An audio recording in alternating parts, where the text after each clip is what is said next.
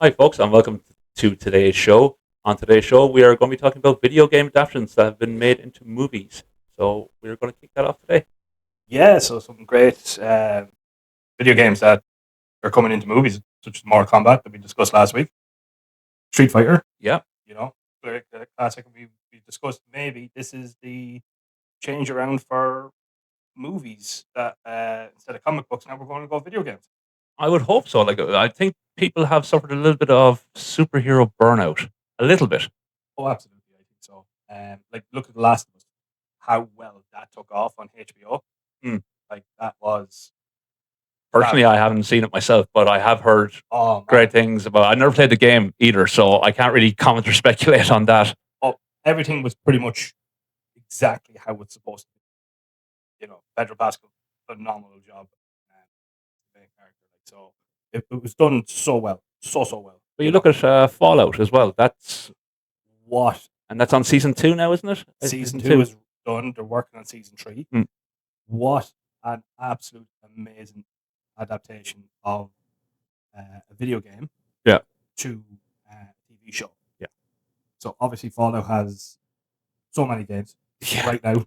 So many games. I watched the first season myself, and I was a little bit. I will say, for people who don't play video games or have never played the game, it takes a little bit of time to kind of get used to the characters, like the Ghoul and the Iron.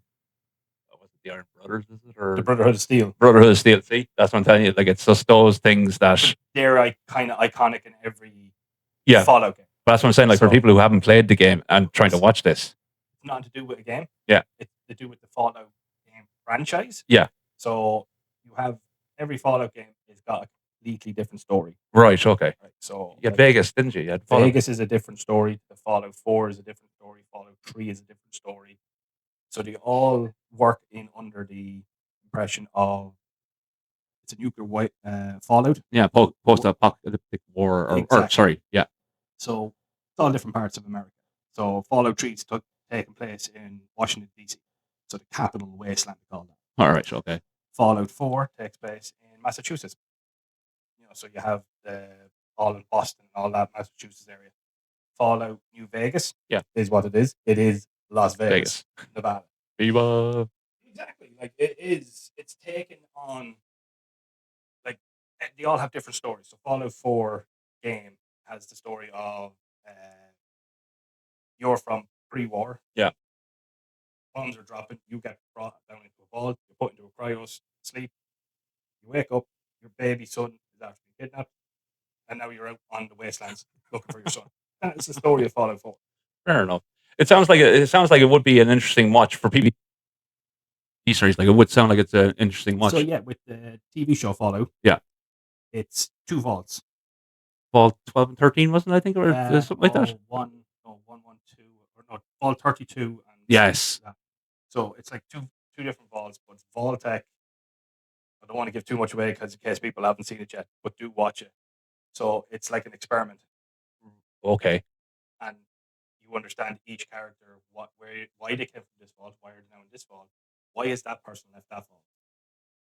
There's a lot behind it, but they got most of the characters, like Spawn, Deathclaws, dangerous enemy in the game. Yeah. They've made them like from the horned chameleon. That's the Deathclaw. Okay. That's mutated to this big 7-foot monster that can kill you. I may continue watching. As I said, I've only watched the first maybe 1 or 2 episodes of it. You look at your standard cockroach. Yeah.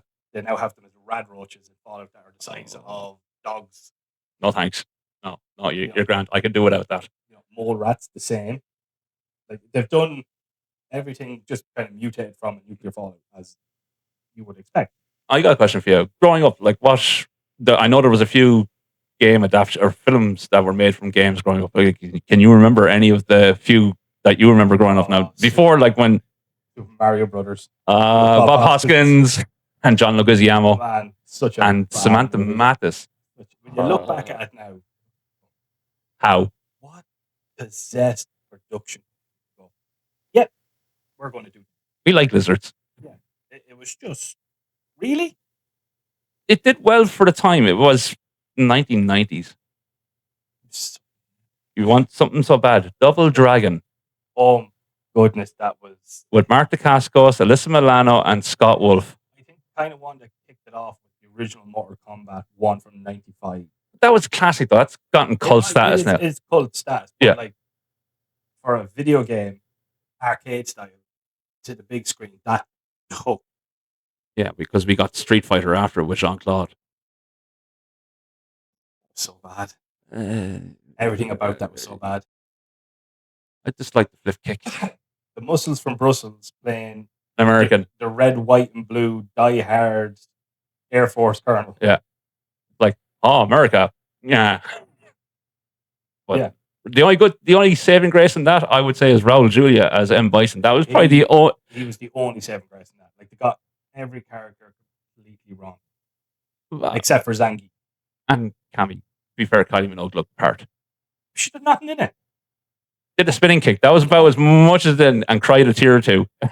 Like, I think they only got Jean-Claude Van Damme because it's a big name. Mm. Plus, he had the ability to do the kind of acrobatics that were required of Guile. Like as I said, the somersaults. Yeah. Which, don't get me wrong, it's great, but it just wasn't Street Fighter. No, not the way we think of Street Exactly. Fighter. So maybe the reboot now that's coming out this no, it's next year, or no, it's this year. This year. Yeah, this year. Yeah, this summer. Yeah, sorry. So hopefully we'll get a bit more closer to what we expect of Street Fighter. Cody Rhodes, WWE. Don't go there. Don't. The American Nightmare is just perfect for this role. As I said to you in the previous podcast, the hair. It's 100% accurate. It is 100% accurate, but it's just too big. Just trim it down a little bit. Just a little bit. It looks like a fucking walking sweeping brush. That's why he's in the anime. He's called Brushhead. That's exactly what Guile is. What, Brushhead? Yeah, pretty much. Swear me. I apologize for swearing, folks. I'm not one for swearing much. But like, they've got their characters right in this one. Yeah. Like Andrew Koji, as Ryu. Like, spot on. Or Ryu, depending what way you want to pronounce it. They've got their characters. Hang on. The only thing I'm disappointed about, and I said in the previous podcast, is they do not have Sagat in this movie. Like, that is something I'm really disappointed. I am hoping that they're going to be hidden character or cameo or some sort of Easter egg to relate to that. Or leave it open for the second one.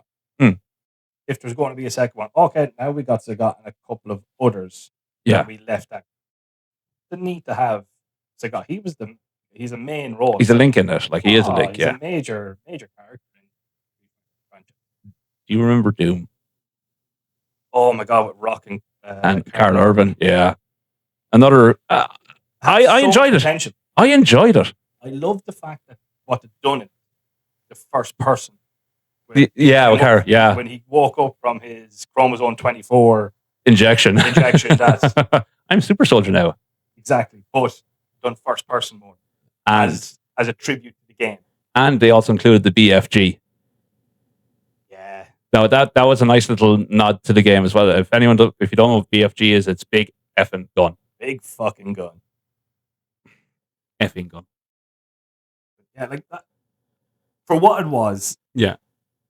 It done what it needed to do, but it just, that was it. Like, what you see is what you get. Did you know they made a second one? What? Oh, they did, yeah. Oh, is this like a B, like Sharknado shite? Yeah, kind of, yeah. It was a kind of a B-list. I haven't seen it myself personally. I just know about it. But there was a second Doom film, and I just don't know anyone that did it. As you said, it was like might as well have been a Sharknado cast that was in it. Oh, fuck my life. But yeah, no, I haven't watched it. I refused to watch it. I said the first one was good enough for me. I enjoyed what was made on the first one. It was done. Decent characters. Decent story. It is what it is. Yeah. It's a glorified sci-fi zombie, for lack of a better word. Speaking of sci-fi games that got turned into, there's one that I want to see made. Rez? No, that's been done. Yeah. And we'll come to that in a few minutes. Duke Nukem. There actually is as far from what I read, there is possibility of a Duke Nukem. Who do you want as Duke? Oh God, that is so hard. Oh, Alan Richardson, the only one I can see as Duke Nukem. For build wise, yeah, everything. Shake it, baby. He has that. He has that range of being monologue, just the one-liner stupidities. I'm a brute that can save the world. I'm here to kick ass and chew some bubblegum, and I'm all out of gum. Yeah, don't get me wrong. If Roddy Roddy Piper is a lot younger and alive, yeah, absolutely. But we just have to make do with what we have. I would have said Stephen Lang, maybe. I know he's older. He's old. He's a lot older for it. He has the look for Duke Nukem. Yeah.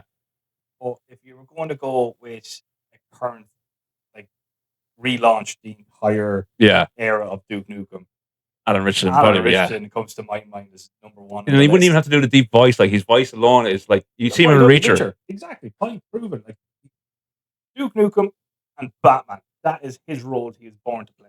He won't get Batman. We all, as much as we would love to see him do Batman, he is not going to get Batman. He would do a brilliant version of like what Kevin Conroy done with Bruce Wayne. The voice, for the voice, yeah. So I think Alan Richardson could take that role and do that instead of, like, don't get me wrong, Christian Bale made Batman. Yeah. Right? Phenomenal performance. Like, definitely he's my number 2 as Batman. Michael Keaton will always be my number 1. Robert Pattinson is taking the mantle on as a great noir detective style of Batman, rather than this play-by-billionaire. Yeah, but he looks very emo in the first one. But again, that is he's 2 years in. Exactly. He's 2 years in it in the first film. And speaking of that, I've just seen now that Sebastian Stan is going to be playing Harvey Dent, Two-Face. That's an interesting one. Yeah, no, it's been cast that he is going to be Two-Face. Is Colin Farrell reprising his role back as Penguin? Maybe not as big. Maybe not as a big part in this one, but he was fantastic as Penguin. Hence why he got his own spin-off show. Yeah, right. As a character that not really that strong. Considering now, when Tim Burton made the Batman movie, we had Danny DeVito as Penguin. Yeah, as a small bird, and you had Burgess Meredith back in the 1966. Exactly. Yeah, right? in literally a penguin suit. So it's nice to see Colin Farrell's version. I thought that was a fantastic. It's more grounded twist on the Penguin. I would say it's more grounded than anything else. Like, and Robert Pattinson's version, I loved it for the fact it was noir.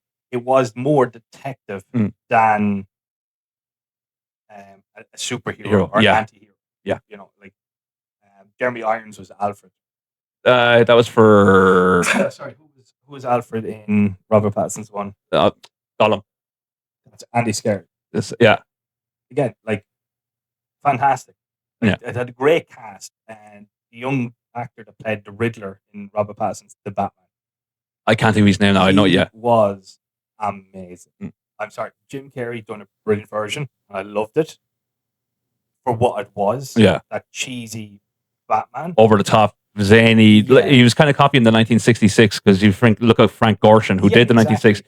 He was all giddy, as probably the best way to put it. Exactly, and Robert Pattinson's Batman Riddler was so chaotic, precise, enigmatic. I hope I'm saying that word correctly. Enigmatic, tongue twisted. I can't say it. Just enough deranged that made everybody think. Would it be fair to say he was kind of partly inspired by Joker, like as a Joker-esque type of character, without the funnies? Like, think Heath Ledger's Joker in. No. I would definitely say he thought he was smarter than everybody. Batman. Yeah, and I'm going to prove I'm smarter. That's what I got from it, and he took the role and he made it his own, and he was fantastic. And I like Jeffrey Wright as not a Commissioner Gordon, but a Lieutenant Gordon. He was very good as Gordon. Yeah, like I like Gary Oldman as Gordon. He was very good, but I think he made a better version of Gordon, of Jim Gordon. I think he looked the part better. He presented himself as Jim Gordon better. Yeah, like we've had variations of Jim Gordon throughout the years in various different media. Like if you go back to the 1966 TV series, you had Commissioner Gordon, and then there was the chief beside him. He had some sort of Irish name, Chief O'Malley or something like that. So you have those characters, and it's a great adaptation. And that new Batman movie, I think, is out. Is it this year or next? No, I think it's this year. No, and next year. Next year, yeah. The next Batman's out, so like, that's going to be a great movie as well to watch. I can't wait to see it because Robert Pattinson now he's finally broke away, I think, from the sparkly vampire. He's just another creature of the night, basically. He's still a bat in one form or another. Yeah, but it's like when we first saw him, he came out from the shadows. You're like, I'm vengeance. Yeah. Like every other Batman movie or every other Batman thing you've ever seen and watched. Who are you? I'm Batman. Yeah. I'm vengeance. Like that just tells you how it hits. Yeah, how dedicated he is to bringing justice. Well, I like the Arkham Knight combo when he starts beating on the thug. I was actually just going to get my Xbox controller and start hitting X-A-Y-B. Yeah, Batarang, done. Like, and it wasn't just like a one hit, kind of like Christian Bale style, hands up and just beat them until they're down. Yeah. Even when they're on the ground, he was still beating them to a bloody pulp. It kind of looked like he lost control more so. Near enough to yeah. You know, but the cowl goes up. That's the difference between him and Christian. The cowl goes up. Sorry now. Thirsty. Thirsty work. Sorry. So so we have the new Batman. That game has always been very good, and I don't think they've kind of steered away from the characters. No. Apart from George Clooney's one where he had the fucking nipples to the suit. But to be fair, Val Kilmer's ones did as well at the end. They did. They had the nipples too. It's not George Clooney's fault. I blame Joel Schumacher. Terrible movies. The ones with George Clooney. There was only the one, thank God. No. George Clooney was only Batman in one film, and that was it wasn't Batman Forever, it was Batman and Robin. With Poison Ivy and Bane. Yeah. Yeah, and Arnold Schwarzenegger. Yeah. That was the other one was Val Kilmer with Tommy Lee Jones as Two-Face and Jim Carrey as the Riddler. Yeah, and Robin had only just been introduced into that one. Just such a bad movie. Here's my credit card. Like I can understand now why they reset the Flash with Ezra Miller to put him in George Clooney's one. No one fucking wants Miller anymore as the Flash. No, I don't think anyone ever wanted him as the Flash to begin with. I wasn't a big fan, and I told you this many times before. I was not happy. I told you that Ezra Miller did not fit the profile. What's the TV show? Grant Gustin. Yeah, that's the Flash. And if it was years back, I would have gone with your man that played the Flash in the TV series, Barry. What's his name? John Wesley Shipp. If the Flash had been made back in those days, and it was like, but John Wesley Shipp for the 90s was the Flash. Yeah, true. But we're kind of veering off point again as we normally do because we get heated about our superheroes. But another game that came that is due to be coming out or is supposedly going to go into production. I have two of them actually. Is going to be a Metal Gear, not Metal Gear Solid. Sorry, Splinter Cell and Shinobi. See, Netflix have the animation Splinter Cell out. Yeah, it's okay. I haven't seen it, so it's okay. I wasn't a big fan of Splinter Cell. What, the game or just the both? I like the stealth aspect. I like playing the character Sam Fisher. I like the stealth aspect. Like Metal Gear Solid, for example. I love the stealth aspect. Yeah. Splinter Cell just couldn't get to. Couldn't get to. Choose to be silent. And speaking of Metal Gear Solid, this August at Dublin Comic Con, David Hayter is going to be voice of Solid Snake himself is going to be in Dublin Comic at the Dublin Convention Centre. So I am actually going, but I'm going for different reasons. I am going to see him. I am going to see him. But there's also 3 cast members from the X-Men cartoon series, the 3 female voices. So you have Storm, Rogue, and Jean Grey. Awesome. So that's my... Awesome. But David Hayter as the voice of Solid Snake. Like, I love the games. Yeah. Metal Gear Solid. I have all of them. I played them. I played the first one on PlayStation 1. The very first one where it had that nice whoop. Yeah, or the noise effect that goes when you've been spotted. Like originally it came out on, was it Game Boy? Game Boy it came out on originally. That would have been Nintendo, so no, I can't see it being Nintendo. No, I know the one, the technical espionage game. Call it. And David Hayter kind of voiced it there. Yeah. And it just took off. Like he is Solid Snake, yeah. Until the done Kiefer Sutherland in Phantom Pain and Ground Zero. What the fuck? Yeah, I haven't played those. I I like my stealth games. I like Kiefer Sutherland. He's a very good actor. Mm-hmm. Very underrated, I find, for some reason. But yeah, right, I get he plays the big boss. Yeah, and that's the whole concept of it. Like that Solid Snake, Solid the Snake, right? All of them are all created from La Infantes, which is the clones of the big boss. Right. Long story. Long freaking story. There's a backstory to beat the bag. That's the idea. So I like David Hayter as Solid Snake. Is the be all. The be all end all. He is the man. Everything. So like, I have heard rumblings of a Metal Gear movie / TV show. Yeah. I haven't found anything to date as a 100% confirmation. So it is a possibility, though. It's just possible at the moment. It's like anything. Like people make fan-made casting of movies. Oh yeah, the fan fiction. Is this one of them?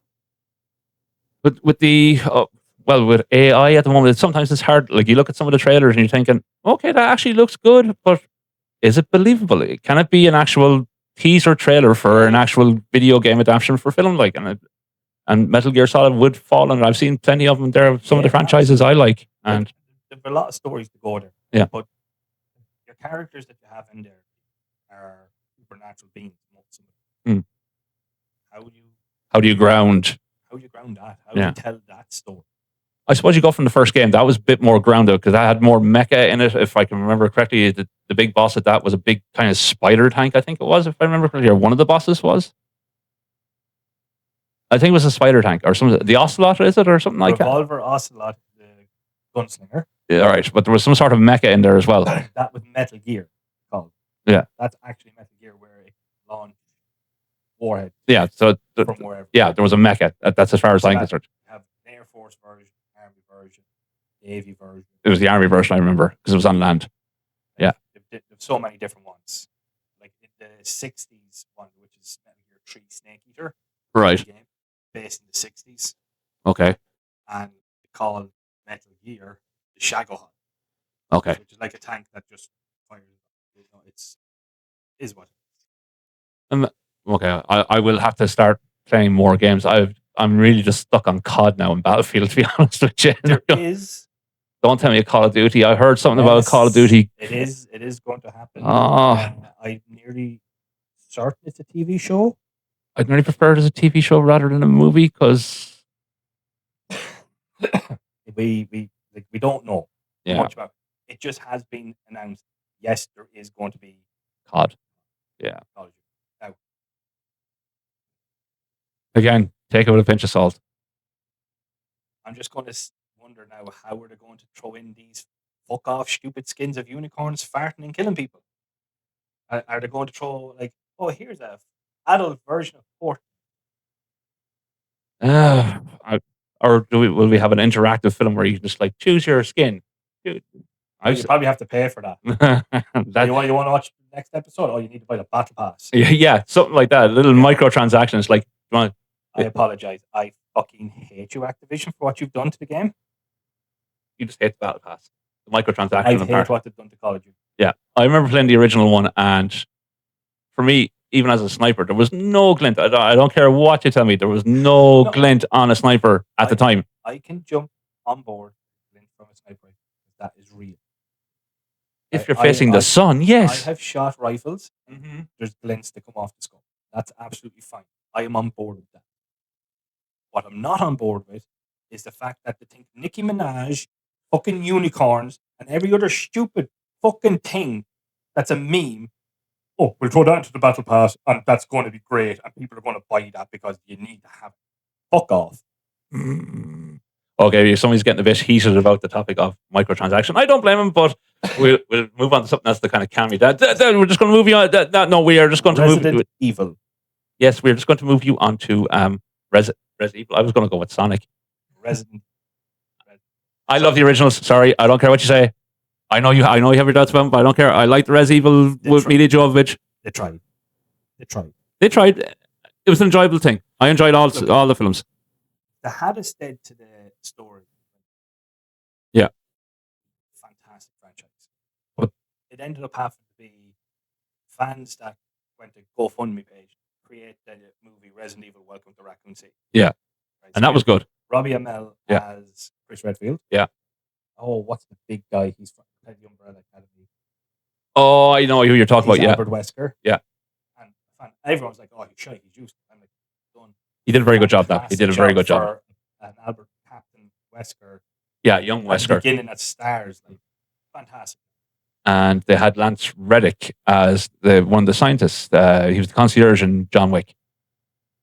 He played, or is that a different Resident Evil? That was the Netflix version. Yes, he was Albert Wesker, which for some reason I don't know why they cancelled after season 1 because he was fantastic. Because he had the 2 daughters, wasn't it? If I remember correctly. Yeah, they done a completely different twist on it. Yeah, right. It wasn't your standard TV. Yeah, which I will go into detail, which is with that. So they've done a different story with him on the Netflix version of Resident Evil. And his version of Albert Wesker was fantastic. There was multiple clones. One was a soldier, one was a scientist. That was revealed near the end, wasn't it? Yeah. Done so well. Sorry, spoiler alert. It was done so well. Yeah. And I loved that they had too much flashbacks and time shift on it. Kind of, you couldn't keep up. So it was kind of out of time, like out of. It was like having 5 stories. As soon as you get hooked onto one, you jump onto the next. Would it be like a Tarantino film, where you kind of flash back to different characters and what they're doing in their end? At least with a Tarantino film, they all link together. And this one wasn't. Yeah, that's what I'm saying. Like it was just it felt like a Tarantino flashback version, but no linking. It had like a lot of nods to the franchise. It was good. I really enjoyed it. I thought he'd done a brilliant version of Albert Wesker. Right. I really did. And a lot of other people thought he'd done a fantastic variation of it. But you have the die-hard fans. Yeah. No offense to any die-hard fans that watch this Resident Evil, but when you're dealing with movies and TV shows, we have to step out of the fucking thing and look at the bigger picture because there's other people out there that have never played the game, don't understand the lore, and just want to know what's the key aspects, like the characters. Okay, as you said, the T-virus. That's it. That's how it all started. Yeah, and then you have other. I know I've watched some of the anime as well myself, and there's different viruses as well. They create different viruses. Yeah. Right. So the T virus is what originally started. Yeah. Mila Jovovich's version of Resident Evil was the T virus. The mansion down to the hive. Yeah. Which is basically Resident Evil 1. Or in Japan, it was known as Biohazard. Yeah. So you started in the mansion, you went down. Did your bit and came back. It was the lab with all the mutants and tyrants and bio. Yeah. T virus, which reanimated cells to bring people back from zombies, right? But not your zombies that eat brains. Just the only thing they know how to do is kill. Yeah, feed. Yeah, right? That's it. Then isn't there a G virus? The G virus created next. Yeah. So that was William Birkin who created the G virus, completely separate. Variation of the T virus. So the Welcome to Raccoon City movie that was done by fans, which was phenomenal. Yeah. Touched on all T virus and G virus. Yeah. So we had a fantastic version. Neil McDonough played William Birkin in that. Yeah, that's right. Yeah. Absolutely amazing job. And he done the G virus where he transformed himself into a monster.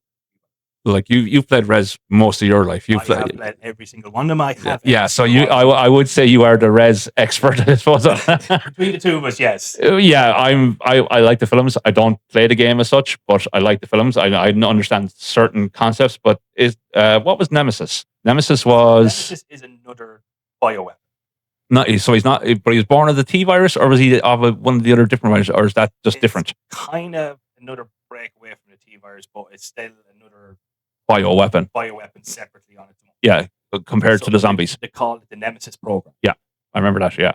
So that's what Nemesis was. A bioweapon that could be controlled. But in the movies with Mila Jovovich, the second movie, Apocalypse, was called. Yeah, it was. Yeah. It got the characters looks right. Being a big hulking monster with Nemesis was a tank, right, with a minigun and rocket launcher. They got that. Was he dressed in leather? Or was? Yeah. So they got that. They got that aspect of it right. Look wise of the characters, spot on. Yeah. All the stars. Jill Valentine, spot on. Look.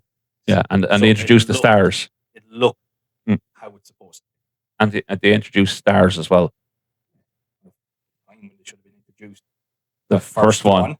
because the entire thing is based on stars.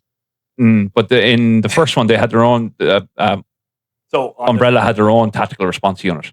They weren't stars. They had their own. That's the Umbrella Corps. Yeah. Led by Hunk. And in the film, it was one. That was his name. It was one. Trust me. One Hunk. So when you look at Resident Evil 1 game. Yeah. So technically, that's actually, when you go further on into the games, that's actually the second. Right. So the Stars team with Chris Redfield, Jill Valentine, Barry Burton, Wesker, all of them, they're brought to that mansion to rescue Bravo. Right, okay. Or Alpha. It's Alpha, sorry. Yeah. So they're brought there to rescue a team, which is Rebecca Chambers and a couple of other Stars members that were rookies. Yeah. So that game is called Resident Evil 0. Came out after. Is anyone else getting as lost as I am? Because there's a lot of lore to be taken in a very short space of time. I don't have the brain capacity for it. But that's where it all starts. Everybody loved the character Chris, Jill, and Albert Wesker, Barry Burton. Yeah. They're your main characters. Then in the second Resident Evil game, they introduced Leon Kennedy. Badass. The badass Leon Kennedy. Right? And then they introduced Claire Red, Chris's sister. Another badass. And Ada Wong. Another badass. Absolute fantastic badass of a character. Brilliantly done. So you have all them. So they built up Chris Redfield as this unstoppable force. Leon Kennedy, another unstoppable force, because they survived all the accidents. They survived tyrants, another bioweapon, survived hunters, the lickers, all bioweapons they survived. In reality, any other soldier be dead. They're dead. Dead or turned, one or the other. So in the movie of Resident Evil Apocalypse, you saw the lickers come through the church. Yeah. And the Jovich character shoots the shotguns. Right. Really, Jill Valentine would have struggled to kill those. Yeah. Apparently. Right? Yeah, she would. But played Chris and Leon up as these badass fuckers that just refuse to die. And can kill anything. Right? Leon Kennedy, point proven, he can hack a spider to death with a tomahawk. Are they Terminators? There might as well. Right? Yeah. So hence why in the animations you'll see how strong they really are. So when you fast forward, so Nemesis came out for Resident Evil 3. So when you have the second movie, it was based off the third game. This is because people were sick. The first one, they were like, this is not fucking lore. Yeah. They tried it. It wasn't the lore. Well, look, I wouldn't blame Paul W.S. Anderson. He took a franchise. He just made his wife the star. Yeah, and she was the star of all the films. But they have been as much as you might like them or hate them, they have made money, and people have gone back to watch them. Or otherwise, these films wouldn't have been made. Hence why I said, like, broaden your come out from the lore of the whole thing. I think he just took his favorite bits and tried to make a good story of it, because the character of Alice was never part of the game. Not originally, Alice. After the second, brought out Resident Evil 3. Yeah. Where it's like a post-apocalyptic world. I think that was Extinction, I think it was. Yeah. You're looking at going, like, Carlos Oliveira is useless. Yeah. Even though he was a badass in the second film, because he was. Yeah. He jumped out of a freaking helicopter, shooting pistols at zombies, on a freaking roof. Yeah. I'm like, this guy was trained by Umbrella. Yeah. And now I'm looking for a cigarette or a joint, man. Give me something. Yeah. Come by, boom. Sorry, Spider, he gets killed. Alice has telekinetic powers. Yeah. The fuck? And she's a clone. Right. Get on board. Yeah, cloning I can get on with, I can get on board that shit, right? But everything else they're making out about what's going on. Then they brought the next one. I'm looking at, which is on the boat, I think it was, where they started. Where they introduced Chris Redfield, which they done him fucking dirty. Because the actor, Wentworth Miller. Fuck my life, did he ruin Chris Redfield? For you, he did. For everybody. He was a terrible child. Terrible. I do know that your favorite character out of the films was Barry Burton, done by your man Durand. Man, when they introduced him with Leon, and the way he died, I was like, that's how he got killed. Yeah, with a cigar in his mouth. Cigar in his mouth, gets the right revolver, bang. Yeah. Like, badass. He doesn't survive. Obviously. It's just Barry never survived. And then right? He never did.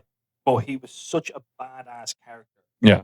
When he came on the scene, his presence you knew about. Yeah. He was just that good, right? So when Kevin Durant took it upon, he came on the scene. And I like Kevin Durant. I think he's fantastic. I've seen him in other stuff as well. The Blob in X-Men Origins with Wolverine. He played the Blob. Real Steel, yeah. Woo-wee! Very, very good. Yeah. Very good actor. And he was, believe it or not, he was actually in Stargate SG-1. He played a ghoul. Like, for those of you that don't follow SG-1, it's a TV series, but mostly do. I know I'm a big sci-fi nerd, but I'm not going to go on to it. But he's done a lot of. He likes the sci-fi and the horror. He's always kind of cast in one of those kind of genres as such. Exactly. Right. So, but he done a great version of Barry Burton. Yeah. Right. And then they brought in Ada Wong and Albert Wesker, and they started bringing in more and more the Resident Evil main characters. But they were doing them so dark of how they were portrayed. And then you got the end of it, like, God, that's over. And speaking of the end, we, as I said to you earlier on, Sonic. Another fan. Jim Carrey as Eggman. Yeah, but they're bringing out Sonic 4. I thought he was retired. I don't know if Jim Carrey's coming back for the fourth one, but there is a Sonic 4 coming. Are they going to introduce Amy? Yes. So now we have Shadow. Yeah. Knuckles with Idris Elba. Tails. Oh. Tails came in the second one. With Idris Elba, yeah. Yeah, it was Sonic first, then Tails in the second one. The third one was Shadow. Yeah. And Knuckles and Tails came in the second one. Yeah. And then Shadow was as you said, by Keanu Reeves was in the third one. Fourth one, as far as I know, they are going to introduce Amy into it. Then you would have all of the characters. Pretty much, yeah. They're going to have to get Jim Carrey to come out. I'd say he'd do it. Because I think after the second one, he said he wasn't going to do another one, but he came back and he did the third one. Yeah. It'd be great to see him to come back. Yeah. He was fantastic. Fantastic. Yeah, he was funny. Even playing his older version of himself, like the grandpa or the dad or whatever. Yeah, that was just comical. Like looking at each other. But not even that. Even when he turned in the first movie, who's in charge of it? Wrong. I am. No, wrong. I am. Like he done the character so well. Yeah. He done the character.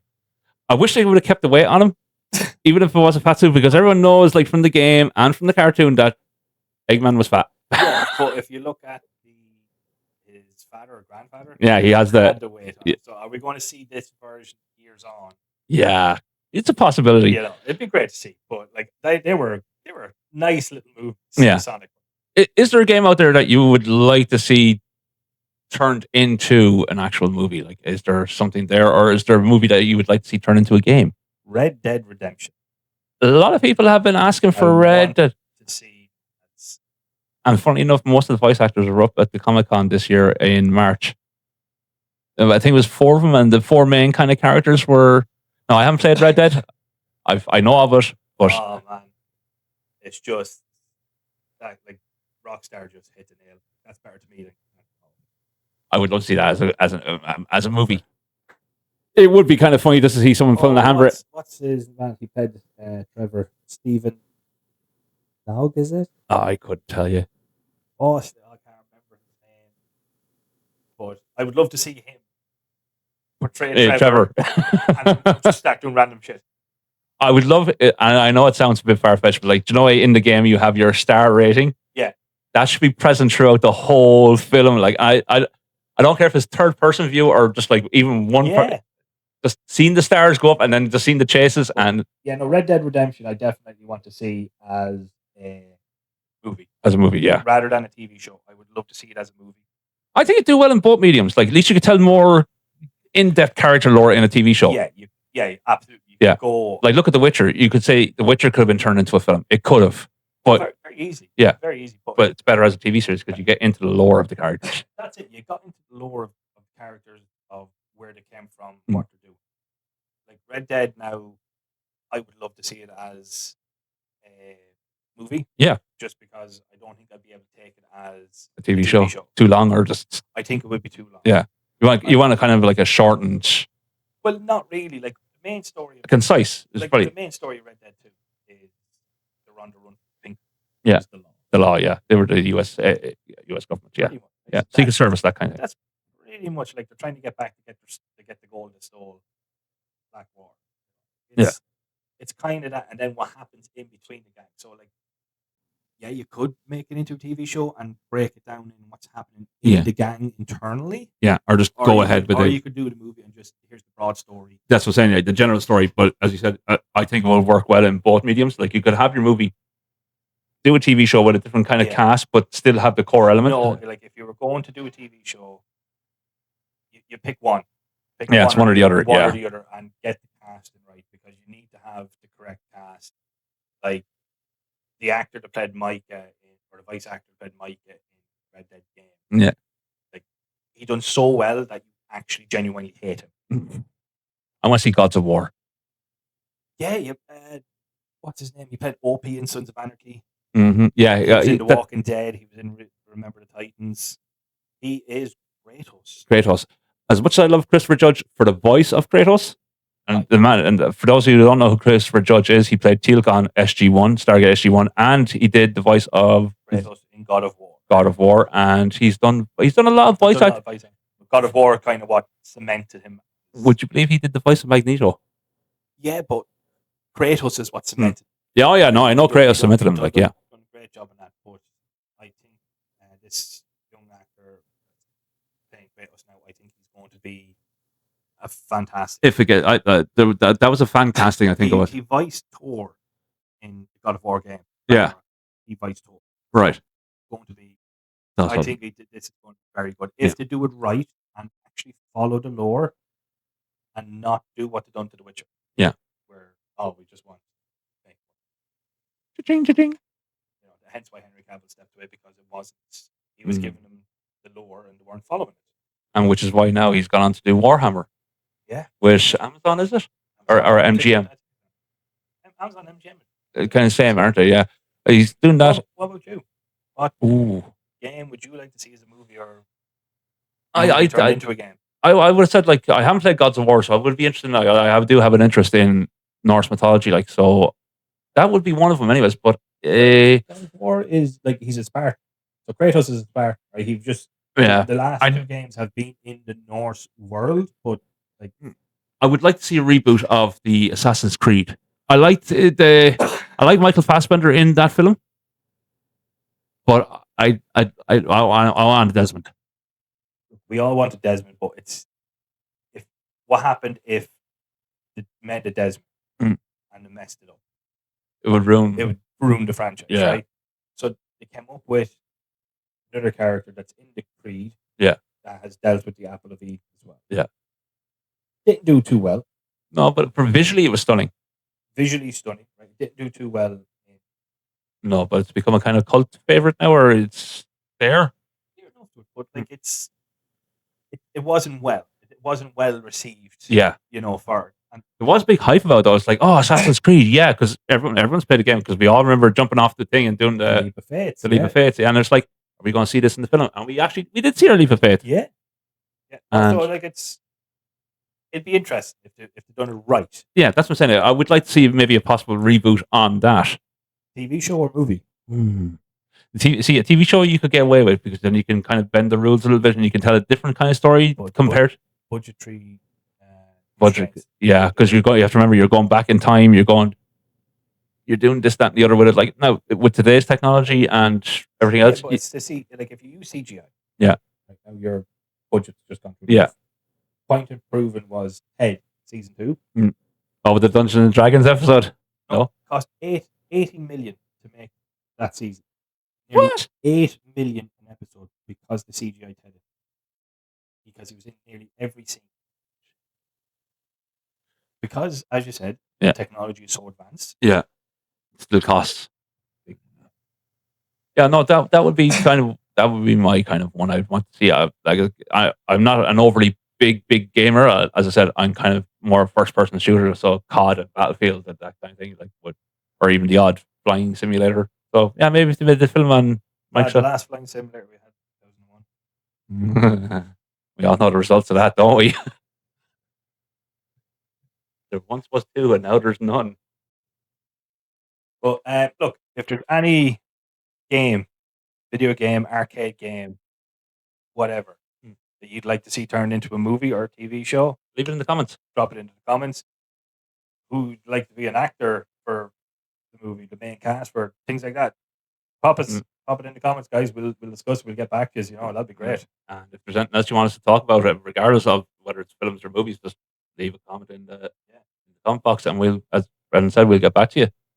Yeah, so that's you could go on this for ages. We could go on a bit longer, but I think we're at you're more the gamer than I am now. As I said, I'm the first person shooter, and that's my niche, and I'm happy enough doing my blowing shit up, and that's about it. But no, I'd say whoever's watching this now will agree with you on most of the points regarding Metal Gear Solid, Resi, Red Dead. Hopefully. If not, it's great to have the open aspect of it going. No, I don't think that would work. I think this would work better. Well, that's what conversation is all about. It's give and take. As I said to you, I wouldn't know much. I know the key elements. I wouldn't know the deeper lore, but I would know certain characters like Ada Wong, Ari Bird. In that kind of context, Fallout for me is a new thing. I know about the Google, and I know that's the only one I know because he looks like the red frickin' skull from Captain America. But again, the story, the 2 seasons of Fallout on Amazon Prime, it's just based on Fallout franchise. Yeah, no actual game. It's its own unique story. It's just borrowing elements from it. Yeah, which is done.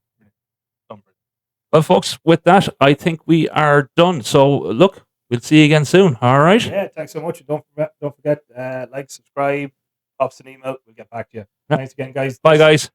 Sky, Brendan, you've been watching ALoadofB.S. Take care. Bye.